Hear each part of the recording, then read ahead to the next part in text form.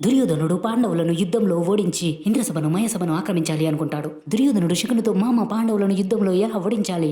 దుర్యోధనుడు శకుని అడిగితే శకుని, దుర్యోధన నీకు తెలివి లేదు, పాండవులతో ధర్మంగా నువ్వు యుద్ధం చేస్తే గెలుస్తావా దుర్యోధన అని శకుని ప్రశ్నిస్తాడు. మరి ఏం చేయమంటావు మామ అని దుర్యోధనుడు శకునితో అంటాడు. శకుని, ఈ పాచికలు పాండవుల జీవితాలను మార్చబోతున్నాయి. ఈ పాచికలు మా నాన్న ఎముకలతో తయారయ్యాయి. వీటిలో మా నాన్న ఆత్మ ఉంది. ఈ పాచికలు ఏ సంఖ్య కోరుకుంటే ఆ సంఖ్య పడుతుంది.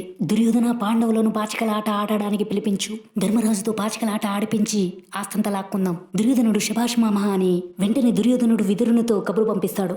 భీముడు, అర్జునుడు, నకల సహదేవులు పాచికలాట వద్దు, ఏమొద్దు, వాళ్ళ దొంగలు మనల్ని మాయ చేసి నిండా ముంచి పడుతుపుతారు. దానికి ధర్మరాజు ఒక చక్రవర్తి అన్నప్పుడు అన్నిటికీ రెడీగా ఉండాలి. అది క్షత్రియ ధర్మం. అందులోటి దుర్యోధనుడు పాచికల ఆటకే కదా రమ్మన్నది, యుద్ధానికి కాదు కదా. మేము ఆటకి రాము అని చెప్పడం వల్ల వేరే సమస్యలు రావచ్చు. ధర్మరాజు ఆ విధంగా చెప్పి భీముని, అర్జున్ని, నకుల సహదేవులను తీసుకుని హస్తినపురానికి బయలుదేరతాడు ధర్మరాజు. హస్తినపురంలో పాచికలాట ప్రారంభమైంది. హస్తినపుర ప్రజలంతా పాచికలాట చూడ్డానికి వచ్చారు. ధర్మరాజు పాచికలాటలో కూర్చున్నాడు.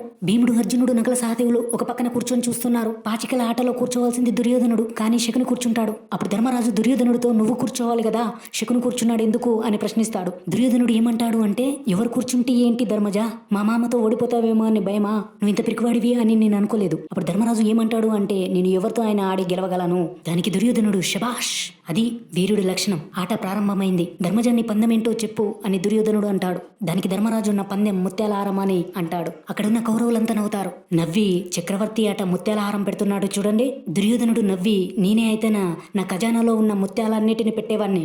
ధర్మరాజును రెచ్చగొట్టి ఖజానాలో ఉన్న ముత్యాలన్నిటిని పందెంలో పెట్టిస్తారు. శకుని పితృహు అని పాచికలేశాడు. ధర్మరాజు ఓడిపోయాడు. తర్వాత దుర్యోధనుడు, నా పందెంగా ఖజానా మొత్తము అన్నాడు. తర్వాత ధర్మరాజు కూడా ఖజానా మొత్తము అన్నాడు. శకుని పాచికలేశాడు. ధర్మరాజు మళ్ళీ ఓడిపోయాడు. దుర్యోధనుడు గుర్రాలను, ఏనుగులను, హస్తినపురాన్ని మొత్తాన్ని ఈ పందెంలో పెడుతున్నా. ధర్మరాజు కూడా పందానికి సై అంటాడు. అందరి మొహాల్లో టెన్షన్. శకుని పాచికలేశాడు. ధర్మరాజు ఆస్తినంతా కోల్పోయాడు. తర్వాత ధర్మరాజు తన తమ్ముళ్లను పందెంగా పెట్టాడు, ఓడిపోయాడు. తర్వాత ధర్మరాజును కూడా పందెంగా పెట్టుకున్నాడు, ఓడిపోయాడు. పాండవులంతా గజగజ వణుకుతున్నారు, ఆస్తి అంతా పోయిందని. దుర్యోధనుడు ధర్మరాజుతో ఏమంటాడు అంటే, ధర్మజ, నీ ఆస్తి అంతా పోయింది, ద్రౌపదిని పందెంగా పెట్టు.